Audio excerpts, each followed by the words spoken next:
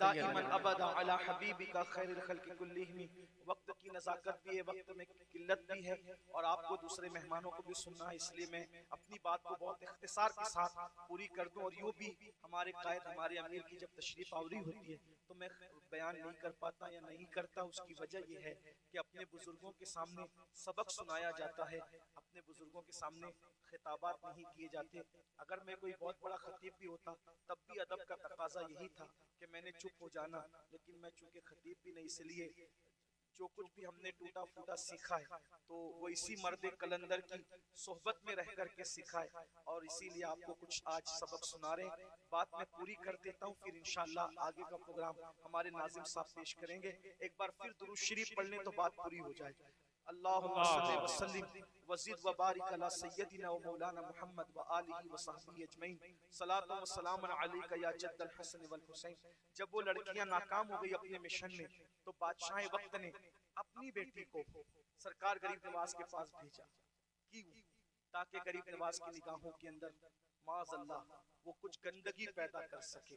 اگر میں اس لڑکی کے حسن و جمال کو بیان کروں علامہ ارشد القادری کی تحریر کا سہارا لے کر تو زیادہ کچھ نہیں، اتنا کہہ سکتا ہوں کہ وہ لڑکی اتنی خوبصورت تھی، اگر ہندوستانی شاعر اس کے حسن کا نقشہ کھینچتا تو وہ یہ ضرور کہتا کہ اس کا چہرہ بنارس کی صبح تھی یا متھرا کی شام.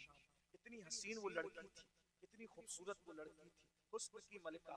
جب وہ گئی ہیں اور جانے کے بعد آنا ساگر کے کنارے کھڑے ہو کر اس نے غریب نواز کے پاس اپنی پازیں بجانا شروع کیا ہے. غریب نواز نے اس کو آنکھ اٹھا کر بھی نہیں دیکھا، لیکن جب اس نے اپنے آپ کو ناکام محسوس کیا تو پھر اپنی ناکامی پر پردہ ڈالنے کے لیے اس کی زبان سے آواز نکل ہی گئی اور اس نے کہا معین الدین میرے حسن کی توہین نہ کر، تیرے سینے میں دل ہے یا پتھر؟ اسی حسن سے ہزاروں کو ہم نے کام میں لایا ہے، ہزاروں کو ہم نے ناکام کیا ہے. بتا تیرے سینے میں دل ہے یا پتھر، تو میری طرف دیکھتا کیوں نہیں ہے؟ غریب نواز نے اپنے نانا کی سنت پر عمل کرتے ہوئے آنکھ کھولنے سے پہلے اس لڑکی کی طرف اپنی چادر بڑھائی اور اس سنت کو زندہ کیا.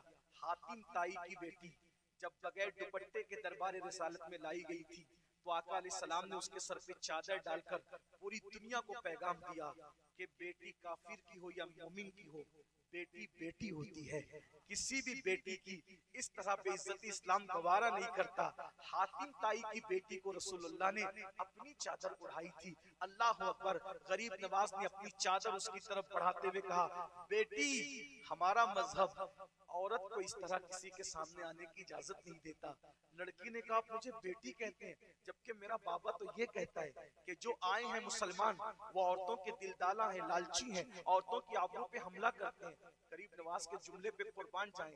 ایک دائی کا انداز کیا ہوتا ہے؟ یہ نہیں کہا کہ تیرا باپ جھوٹ کہتا ہے، غلط کہتا ہے، بلکہ فرمایا بیٹی تیرا باپ جو کہتا ہے وہ مذہب اسلام کی تعلیم نہیں ہے، وہ غلط فہمی میں کہتا ہے.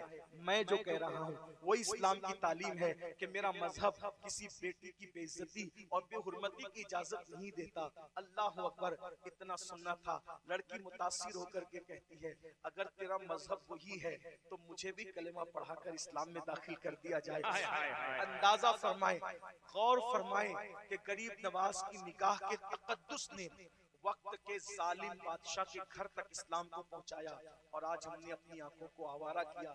آج ہمارے گھر ہی سے اسلام رخصت ہو رہا ہے. ہمیں اس پہ توجہ کرنا چاہیے. غریب نواز تو یاد ہے، غریب نواز کی کرامت تو یاد ہے، مگر غریب نواز کی استقامت، غریب نواز کی عظیمت، غریب نواز کی تعلیمات ہم بھول چکے ہیں. اور یاد رکھنا صرف نعروں کے سہارے اور کرامتوں کی سبحان اللہ کے سہارے زندہ رہنے والی قوم کبھی سرخرو اس وقت تک نہیں ہو سکتی جب تک صاحب کرامت کی استقامت کو وہ اپنے لیے نمونے عمل نہ بنا لے، مشعل راہ نہ بنا لے. یاد رکھنا جب بزرگوں کو کوئی اپنے لیے نمونہ بناتا ہے، جملے پر غور کریں اور اس کے بعد گفتگو پوری ہوتی ہے، اگر کوئی انسان بزرگوں کو اپنے لیے نمونے عمل بناتا ہے تو وہ بندہ بھی بزرگ بن جاتا ہے. اس کی سب سے بڑی مثال موجودہ دور میں حضور تاج الشریعہ رحمت اللہ علیہ کی ذات ہے. تاج الشریعہ نے اپنا آئیڈیل حضور مفتی اعظم کو بنایا تو وہ مولانا اختر رضا سے تاج الشریعہ کہلائے اور اپنے وقت کے عظیم فخر ازہر کہلائے. اور اس بات کا اعتراف انہوں نے بھی کہا، انہوں نے بھی کیا اور کہا यूं कहा कि मुफ्ती आजम का जर्रा क्या बना अख्तर रजा, मुफ्ती आजम का जर्रा क्या बना अख्तर रजा, महफिले अंजुम में अख्तर दूसरा मिलता नहीं, महफिले अंजुम में अख्तर दूसरा मिलता नहीं। और निगाहे मुफ्ती आजम की ये जलवागरी है, निगाहे मुफ्ती आजम की ये जलवागरी है कि चमक रहा है ये अख्तर हजार आंखों में, चमक रहा है ये अख्तर हजार आंखों में। तो बुजुर्गों को सिर्फ नारे की हद तक देखोगे तो कुछ नहीं बनोगे, और बुजुर्गों को आइडियल बनाओगे, इंशाअल्लाह आप भी बुजुर्ग बन जाओगे। ताजुश्शरीयत ने हमें यही पैगाम दिया। अल्लाह पाक हम सबको अमल की तौफीक दे। गुफ्तगू के दरमियान अगर कोई गलती हो गई हो अल्लाह ताला माफ फरमाए। अस्तगफिरुल्लाह रब्बी इन्ना रब्बी लगफूरुर रहीम। नाज़िम साहब से इजाजत लेकर, नाज़िम साहब किधर है भैया, तो इजाजत है। आप तो बहुत अच्छी निजामत करते हैं, लेकिन हजरत को जाना एयरपोर्ट है, इसलिए आपकी तलफी ना हो। मैं हजरत को, मैं भी कुछ नहीं कहता हजरत के लिए, इतना कहूँगा कि हर इंसान अपनी जबान के पर्दे में छुपा हुआ है।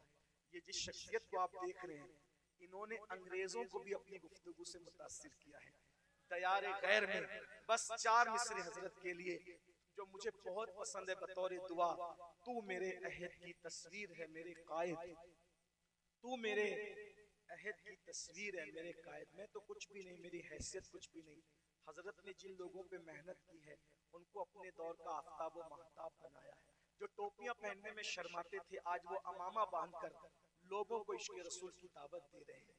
जिनको बोलना नहीं आता था हजरत की सोहबत में उन्हें गुफ्तगू का सलीका ही नहीं सिखाया, बल्कि उनको अपने वक्त का अजीम साहिब लिसान बना दिया।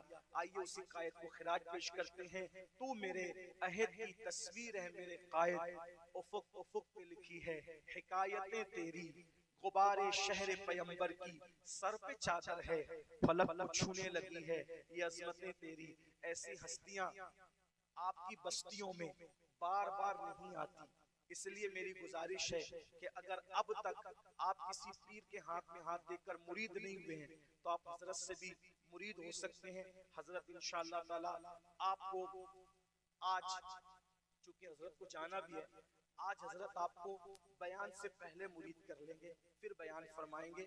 आप में से जो भाई बहनें सिलसिले गौसे आजम में कादरी बरकाती रज़वी नूरी सिलसिले में मुरीद होना चाहते हैं, क्योंकि ये वो हजरत हैं जिनको बगदाद से भी खिलाफत है, महारारा शरीफ से भी खिलाफत है, बरेली शरीफ से भी खिलाफत है, पीलीभीत शरीफ से भी खिलाफत है, बड़ी बड़ी खिलाफतें हैं।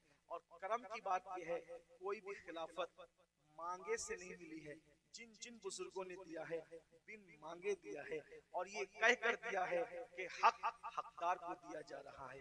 तो हजरत इंशाअल्लाह आप में से जो मुरीद होना चाहते हैं हजरत जैसा पढ़ाते हैं पहले वैसा पढ़ लें, माएँ और बहनें भी, फिर इंशाअल्लाह ताला हजरत का खिताब होगा। नसीहत फरमाएं।